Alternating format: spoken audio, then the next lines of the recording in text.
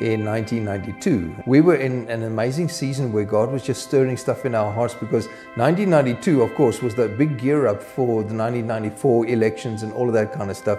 There was chaos across the country, and there was a whole generation of people who were entirely insecure in terms of where's the country going to be going, and that kind of stuff. So we had the Lord stirring stuff in our hearts, and we were communicating God's plan for the nation, God's plan for the city, God's plan for the congregation, and we were writing stuff in that along those lines. And it was an amazing opportunity to be able to put out there for other churches what God had been saying in and through us as a ministry.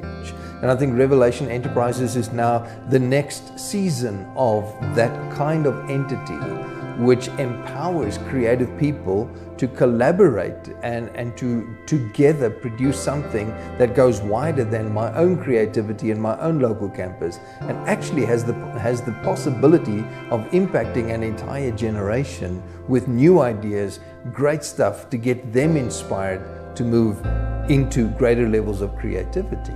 At first, it was a product-driven dream. We wanted to release albums, and we quickly realized that it's quite difficult to do that if you don't have a culture of songwriting already established within your congregation.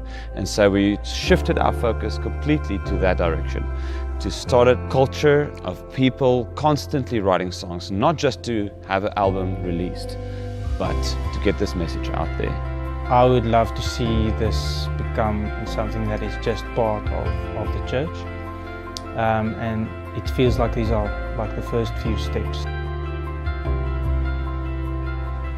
What excites me the most about Record, the vision of Revelation Enterprises, is seeing how all the people work together. The artists, which are also the songwriters, Cyann, Roos and Arno van Wyk, with Martin and Gideon, and how they create together in the studio, and how you see the final product. And I'm so excited about the whole process. That's my heart, the dream that God gave me, is to see the different divisions of Revelation Enterprises come to life. For me, writing in Victory was a really great process, because we were busy with the whole verse in John 19 where Jesus said, "It is finished, it is done." And that just opened up something in me to put that down with a melody, to put those words into a song. Because we always say that, you know, someone can preach and it'll last for a few days, but music lasts forever. I also believe that words in a song can speak a lot to one's heart, and I think it really shapes people when they actually listen to the words of the song intentionally. I think what makes Doxa Deo as a movement incredible for me is how should we say, the totality of its vision. Just knowing God is critically important, but to know God and not love people or impact your world.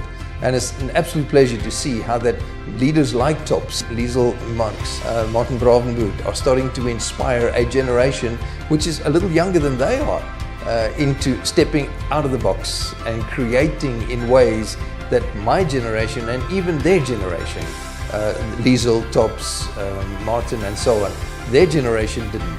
Inspiring a younger generation to step beyond the limitations that we perceive to be, this is okay, this is what we want, into challenging us with stuff creatively, so that we can see, wow, God is communicating to a new generation in a new way, and it's an awesome privilege to be able to empower and to inspire and to encourage that creativity.